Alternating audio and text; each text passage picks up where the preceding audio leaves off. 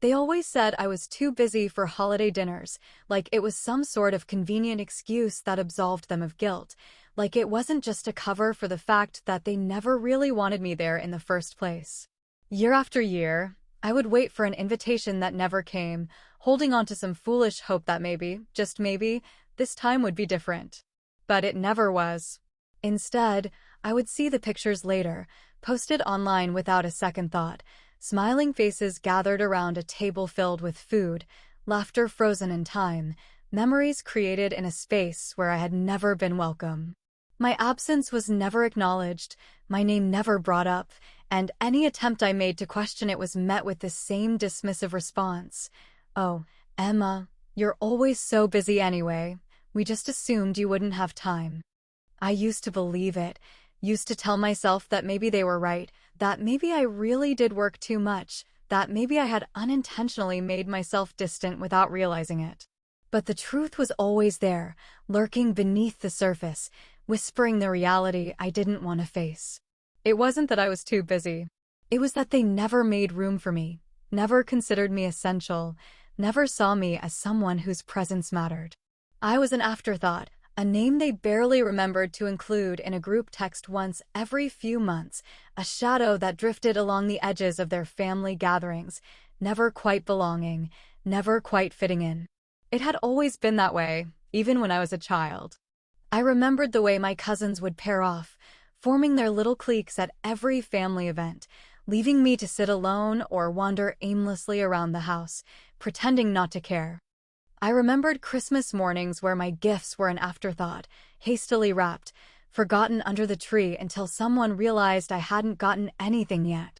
I remembered the way my mother, Barbara, would always say, "Oh, sweetheart, you know we love you," but somehow, that love never translated into action, never made its way into invitations, never quite materialized in a way that mattered.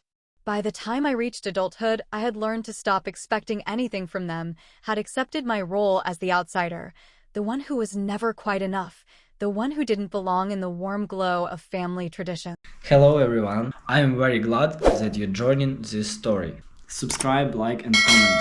Enjoy the story, smile more often. They had their inner circle, their cherished members, their favorite relatives, and I was not among them. And so I buried myself in work, in ambition, in building a life that didn't require their approval, their affection, or their empty words. But then, everything changed. I had played the lottery on a whim, nothing more than a passing thought, a moment of indulgence after a particularly exhausting day at work. I hadn't even checked the numbers right away, had forgotten about the ticket completely until I saw the news report flashing across my screen, announcing that someone in my city had just won the jackpot. $100 million. Enough to change everything. Enough to make people take notice. And just like that, my phone started ringing. It was slow at first, a few texts here and there, a couple of relatives suddenly reaching out after years of silence, acting as if nothing had ever been wrong between us. Then, as word spread, the calls became more frequent, the messages more insistent, the sudden warmth in their voices almost laughable in its transparency. "Emma, it's been too long. We should catch up. Hey, we're all getting together soon. You should come. You work too hard. It's time you spent some time with family." And then, the one I never expected. My mother. I was sitting in my apartment, scrolling through yet another news article about the lottery winner, my name not yet public, but the rumors already spreading, when my phone buzzed with a call I hadn't received in years.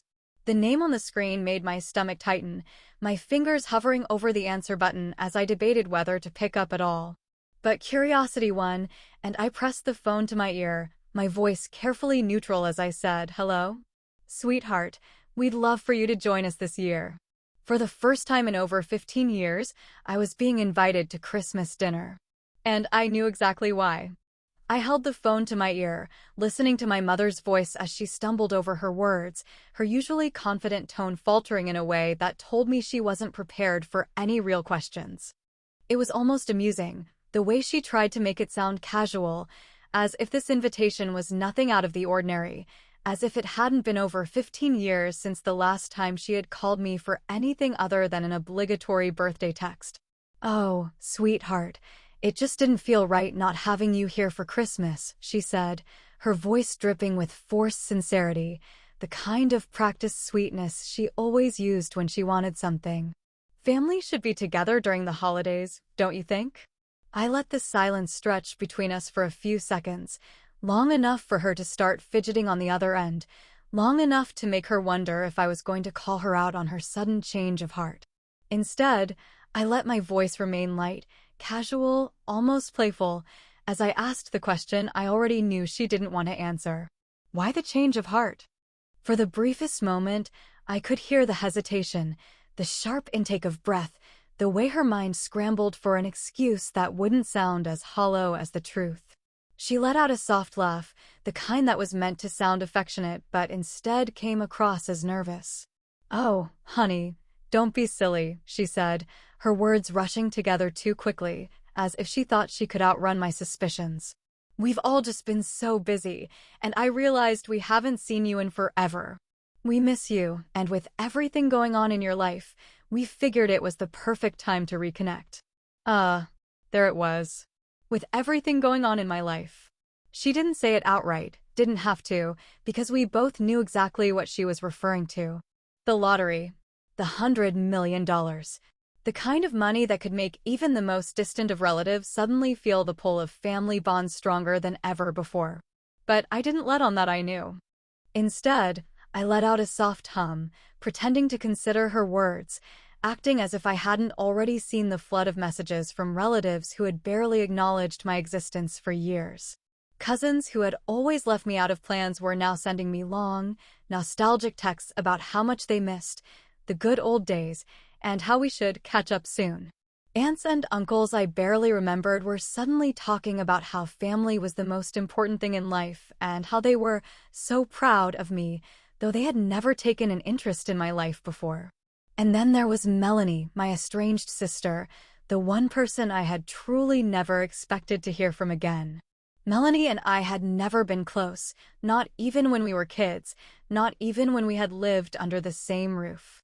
She had always been the golden child, the one who could do no wrong, the one who had inherited all of our mother's charm and used it to get whatever she wanted. When we were younger, she had been the one to whisper cruel things in my ear when no one else was listening, the one who had laughed at me when I cried, the one who had been perfectly happy to let me fade into the background while she basked in the warmth of being the favorite. The last time we had spoken, she had made it very clear that she didn't consider me family, had told me in no uncertain terms that I was just a bitter, jealous nobody who would never amount to anything. But now, suddenly, Melanie was so excited to see me. I stared at her message, my fingers hovering over the screen, the words almost too ridiculous to believe. "Melanie, Emma. OMG, it's been forever. I heard you're coming to Christmas. We need to catch up, it's been way too long. Can't wait to see you, sis." I let out a slow breath, feeling the weight of every fake sentiment, every insincere exclamation point, every exclamation of sudden love and affection from people who had spent my entire life treating me like an afterthought. And yet, despite the anger bubbling beneath the surface, I couldn't help but smile. Because in that moment, something inside me clicked into place, something sharp and calculating, something that told me I wasn't just going to show up to this dinner, I was going to make sure they never forgot it. I tapped out a simple response, short and sweet, perfectly nonchalant. Me, looking forward to it. Then I set my phone down, leaned back in my chair, and started planning. I pulled into the driveway of my mother's house, the place I hadn't set foot in for over a decade, the place where I had never truly felt welcome, the place where my absence had never been questioned.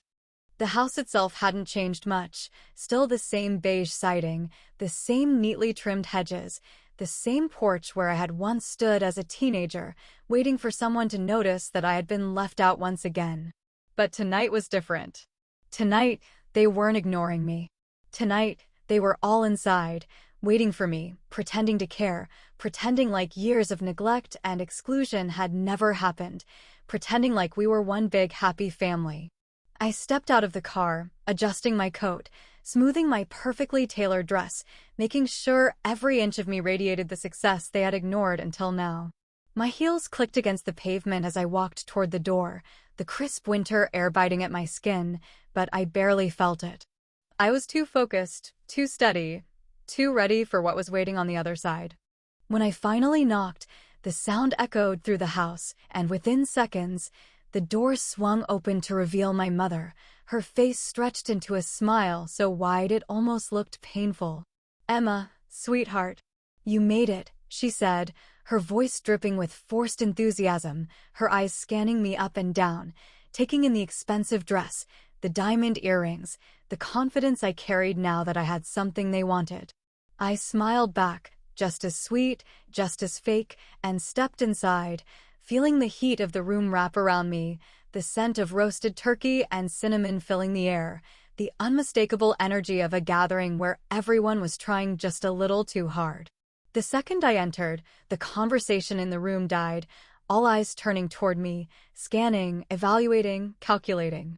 They hadn't expected me to actually show up, hadn't expected me to walk in looking like someone who had finally won, hadn't expected me to be the one in control for once. For the first time in my life, they saw me. And they didn't know what to do with that. "Oh my God," Emma, one of my cousins, Sarah, practically shrieked, rushing over with arms outstretched as if we had always been close, as if she hadn't spent most of my childhood treating me like an outsider. "You look amazing! Look at you, all successful and gorgeous. Wow, we've missed you so much." I let her hug me, let her grip my shoulders just a little too tightly, let her voice rise just a little too high with excitement, as if she could convince me, through sheer force of will, that she had ever truly cared. Around the room, the same energy spread, the same eager, saccharine smiles, the same carefully crafted warmth that felt more like a performance than an actual welcome. "It's been too long, Emma," my aunt chimed in, her voice smooth, her eyes darting to my jewelry, to the designer purse in my hand, to every small detail that hinted at the kind of wealth she had never expected me to have. "We were just talking about how much we missed you. It's just not the same without you at these gatherings." I almost laughed at the absurdity of it, at the sheer boldness of people who had spent years pretending I didn't exist now acting like my absence had been some gaping hole in their lives. Instead, I tilted my head slightly, let my smile sharpen at the edges, let them think I was soaking it all in like a fool desperate for acceptance. "Well," I said lightly, my voice dripping with amusement, "I guess better late than never." For the next hour, I played along, let them pour me wine, let them pull me into conversations I knew they didn't actually care about. Let them pretend that this was just another family dinner and not a carefully orchestrated attempt to pull me back into their orbit now that I was worth something to them. They asked about my job, about my travels, about my plans for the future, each question laced with thinly veiled curiosity about just how much money I actually had, about just how generous I was willing to be now that they had suddenly decided I was family again. Even Melanie, my estranged sister, the same one who had spent most of our lives making sure I knew exactly how little I mattered, had miraculously transformed into the loving sibling she had never been. She sat next to me at dinner, laughing at my jokes, reminiscing about childhood memories we had never actually shared, acting as if we had always been close, as if she hadn't once told me I was nothing but an embarrassment. "So," she said, swirling the wine in her glass, her voice perfectly casual, perfectly measured, "what's it like being a millionaire? That's gotta be insane, right?" And there it was. The thing they had all been dancing around, the thing that had brought me here, the thing that had made them suddenly decide I was worthy of their time. I took a slow sip of my drink, letting them all hang on the silence, letting them squirm just a little, before setting my glass down and leaning back in my chair, my smile never faltering. "It's funny," I said, my tone light, almost amused. For the longest time, I thought success would change everything. I thought if I worked hard enough, proved myself enough, became something big enough, maybe I'd finally be included in things like this. And now here we are. Around the table, a few nervous glances were exchanged, the unspoken tension finally starting to creep in, the realization settling over them that maybe, just maybe, I wasn't as oblivious as they had hoped. "But you know what?" I continued, tilting my head slightly, letting my eyes scan the table, watching the unease ripple through them. I didn't just come here for dinner. Since you all finally decided I was worth inviting, I figured I'd bring something special. I reached down beside my chair, lifting a set of beautifully wrapped gift boxes onto the table, each one tied with an elegant ribbon, each one small enough to be held in one hand. The room went silent. Eyes widened. Hands twitched toward their glasses, toward their napkins, toward anything they could use to pretend they weren't staring at the gifts in front of them like hungry wolves circling a fresh kill. I smiled, slow and deliberate, my fingers tapping lightly against the top of one of the boxes. Since it's the season of giving, I said, my voice sweet, my tone light, I brought presents. The moment I set the gifts down on the table, the entire room seemed to shift, the air growing heavier with unspoken anticipation, the kind of restless excitement that only ever appears when people think they are about to receive something they don't deserve. I could feel their eyes darting toward the small, elegantly wrapped boxes, their hands itching to reach for them, their carefully constructed smiles tightening just a little as they tried to suppress the obvious greed burning behind their expressions. No one said anything at first.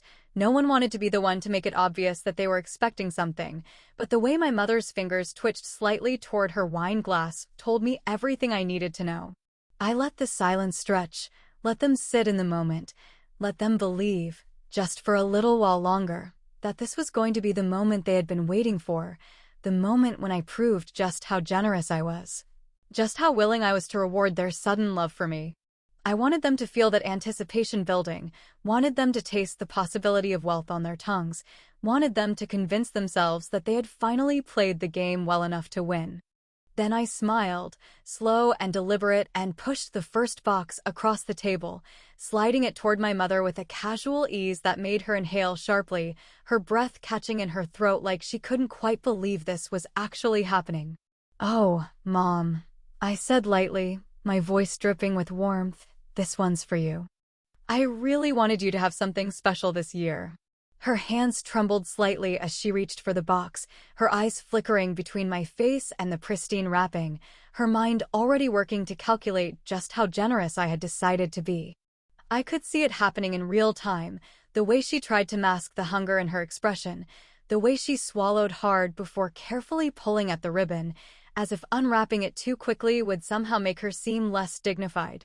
The room held its breath as she lifted the lid, her manicured nails gripping the edge of the box, her shoulders tensing ever so slightly as she pulled out the item inside. At first, there was only confusion, her brow furrowing as she flipped through the pages, her mouth opening and closing like she wanted to say something but couldn't quite find the words. It was a scrapbook. A carefully curated collection of photos, screenshots, and notes, all documenting the countless holidays I had spent alone, all the gatherings I had been excluded from, all the moments where my family had chosen to pretend I didn't exist. There were printed-out group photos from Christmases, Thanksgivings, New Year's parties, birthdays, each one featuring smiling faces, festive decorations, and the undeniable proof that I had never been invited. Tucked between the pages were short, handwritten notes, each one addressing a specific year, a specific excuse, a specific moment of realization that I had never truly been considered part of their world. At the very end of the scrapbook, taped to the final page, was a single note written in my neat, steady handwriting. "Hope you enjoy these memories as much as I did." My mother's face paled, her fingers tightening around the edges of the book like she wanted to rip it apart, like she wanted to erase the evidence of what she had done, of what they had all done. Before she could say anything, I turned to my sister, Melanie, and slid the next box toward her, watching as she forced a smile, pretending she wasn't already unraveling inside. "Mel, I found something that reminded me of you," I said, my voice smooth, my expression unreadable. She hesitated for a second too long before grabbing the box, her hands moving faster than my mother's had, her impatience winning out over any sense of caution. She tore through the wrapping, her breathing just a little too shallow, her lips parting slightly as she pulled out the framed paper inside. The color drained from her face. It was a printed screenshot of a text she had sent years ago, one she had probably long forgotten, one she had never thought would come back to haunt her. Emma's so full of herself. She thinks she's better than us. Honestly, if she never came around again, I wouldn't even care. I watched as her throat bobbed with a hard swallow, watched as she clenched her jaw, watched as her fingers curled around the edges of the frame like she wanted to shatter it right then and there. "What is this?" she asked, her voice sharp, the forced pleasantness cracking at the edges. I shrugged. "Just a little reminder of how much I mean to you." The tension in the room was suffocating now, thick and heavy with the weight of unspoken resentment, of realization, of panic. I could see it in their faces, the slow, creeping understanding that this wasn't the moment they had been expecting, that this wasn't going to end the way they had hoped. I turned to my cousin, Sarah, and slid the last small box across the table, watching as her fingers twitched before she hesitantly reached for it. She opened it slowly, as if somehow hoping that hers would be different, that maybe she had been spared whatever cruel joke she now realized was unfolding in front of her. But when she pulled out the single crisp dollar bill and the small handwritten card inside, her breath hitched audibly, her fingers going rigid around the paper. "This is all I owe you." She looked up at me, her mouth slightly open, her expression one of pure disbelief, of stung pride, of sudden fury. The silence in the room was unbearable now, stretched so thin that it felt like it could snap at any moment, and then finally, my mother broke it, her voice low, sharp, and filled with barely restrained anger. "What the hell is this, Emma?" I smiled, slow and deliberate, tilting my head slightly as I met her furious gaze. "Oh, just a little something to show how much you all mean to me." The silence that followed my mother's outburst was thick, suffocating, almost tangible, the weight of it pressing down on the table, wrapping around each person seated there like a vice. No one moved, no one spoke, no one so much as breathed too loudly, and for the first time all night, they weren't wearing their fake smiles, weren't pretending to be thrilled to see me, weren't hiding behind their carefully constructed warmth.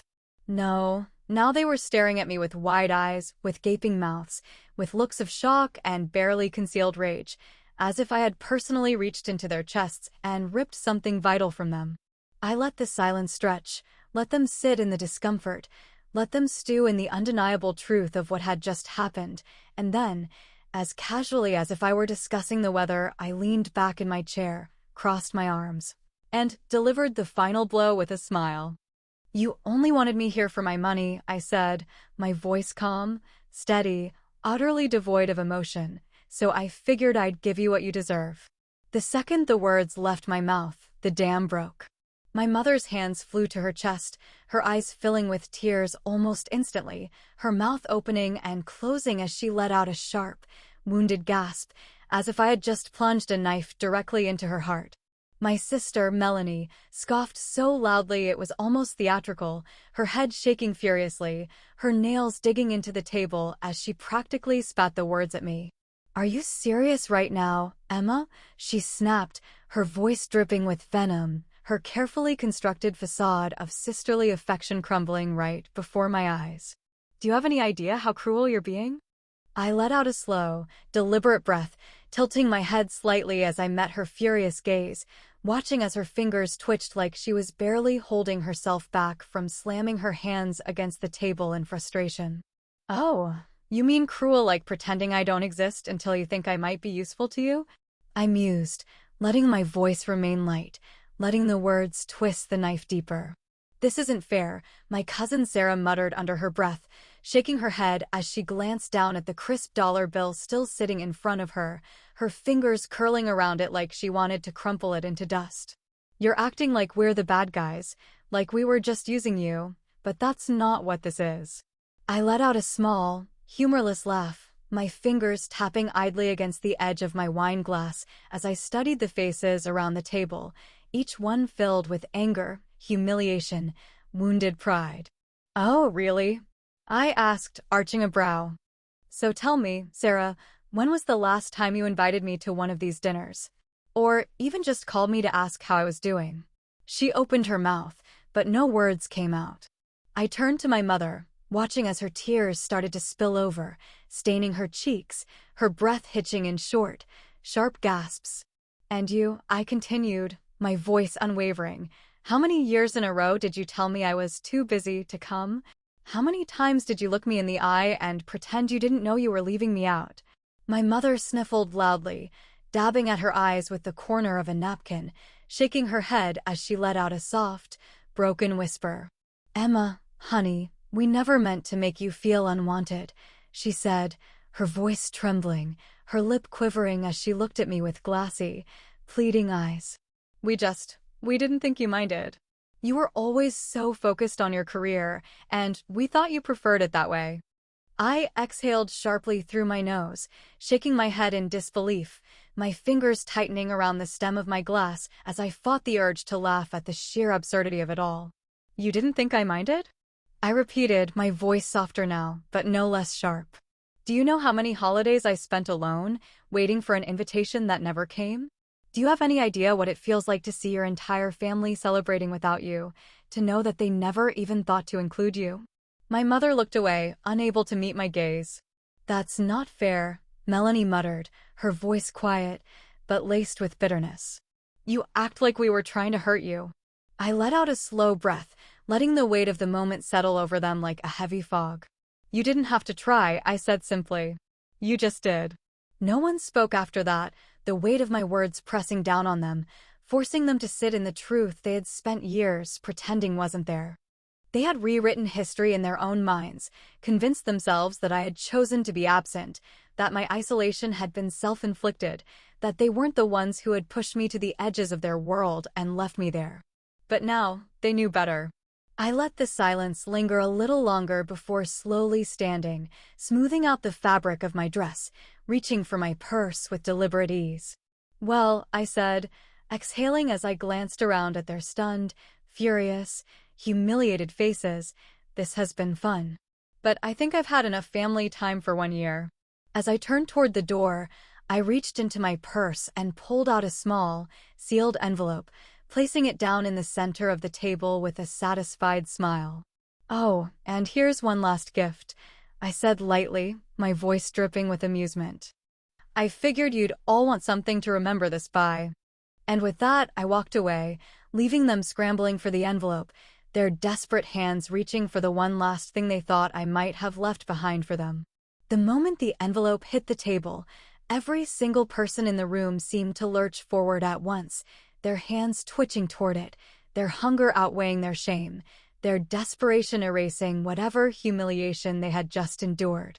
It was almost comical to watch, to see them scrambling, their fingers brushing against each other, their eyes darting from me to the envelope like they were trying to decide if grabbing it too quickly would make them look too obvious. But I already knew what was going through their minds, already knew that whatever anger they had just felt was now being shoved aside in favor of one singular thought. What if this was the payday they had been waiting for?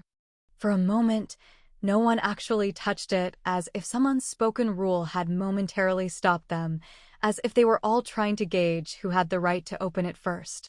My mother's lips were pressed together so tightly they had turned white, her hands clenched into fists at her sides, her carefully constructed mask of disappointment slipping just enough to reveal the raw greed that had always been lurking beneath. My sister, Melanie, was staring at the envelope like it held the key to everything she had ever wanted, her fingers tapping against the table, her entire body tense with anticipation. My cousin Sarah kept glancing at the others, her lips parting slightly as if she wanted to ask if she could open it but didn't want to be the one to look too eager. And then, finally, my mother let out a shaky breath, reached forward, and pulled the envelope toward her, her fingers trembling slightly as she flipped it over in her hands, her eyes scanning for any clue about what was inside. I didn't say a word. I just watched. She slid a manicured finger under the flap, hesitated for half a second, then tore it open, her breath catching in her throat as she pulled out a single, neatly folded piece of paper. The room was so quiet I could hear the faint rustle of the paper as she unfolded it, her eyes scanning the words, her expression shifting so rapidly I almost wished I had a camera to capture the moment. Her lips parted. Her face crumpled. Her entire body seemed to deflate, the tension in her shoulders collapsing as she realized, far too late, that she had just played herself. Sarah leaned in closer, trying to read over her shoulder, while Melanie impatiently snatched the paper from her hands, her own eyes flicking over the words, her brows furrowing deeper with every second. And then, my sister's breath hitched, her mouth opening slightly, her throat bobbing as she swallowed hard, the sheer weight of what she had just read settling over her like a crushing force. My cousin Sarah finally grabbed it next, scanning the page with wide eyes, her lips moving slightly as she read the short, final message I had left behind. "Enjoy your dinner. This is the last time you'll ever hear from me." I didn't stay to watch their reactions. I didn't need to. I turned on my heel, my movements slow and deliberate, my heels clicking against the hardwood floor as I walked toward the door, the sound echoing through the stunned silence behind me. No one called after me, no one told me to wait, no one tried to stop me, because they knew, deep down, whether they wanted to admit it or not, that there was nothing left to say. The game was over. The illusion was shattered. They had made their choice years ago when they decided I wasn't worth keeping close, and now I had finally made mine. As I stepped outside, the cold night air hit me, crisp and sharp against my skin, but for the first time in my life, it didn't feel harsh. It felt fresh. It felt clean. It felt like freedom. I walked toward my car, my steps steady, my heart oddly calm, not a trace of regret sitting in my chest. I had spent years wondering what I had done wrong, wondering why I had never been enough, wondering if there was something broken in me that made it so easy for them to forget me. But now, standing beneath the winter sky, the stars stretching endlessly above me, I knew the truth. It had never been about me. It had always been about them. I slid into the driver's seat, gripping the wheel with steady hands, inhaling deeply as I let the moment settle around me, the finality of it sinking in, the weight of years of exclusion and pain finally lifting off my shoulders. I had walked away from them before, but this time it was different. This time, there was no going back, no lingering hope, no what-ifs gnawing at the edges of my thoughts. This time, I was free. I started the engine, the quiet hum filling the space around me, the warmth of the heater brushing against my skin as I took one last glance at the house in my rearview mirror. The lights were still on, the shadows of my family moving behind the curtains, their outlines blurred, their voices muffled by the walls that had always kept me on the outside. And then, without hesitation, without a single ounce of doubt, I pulled away from the curb, the house growing smaller and smaller behind me, fading into the background like a distant memory I no longer needed to hold on to. They say money changes everything, but the truth is, it only reveals what was already there.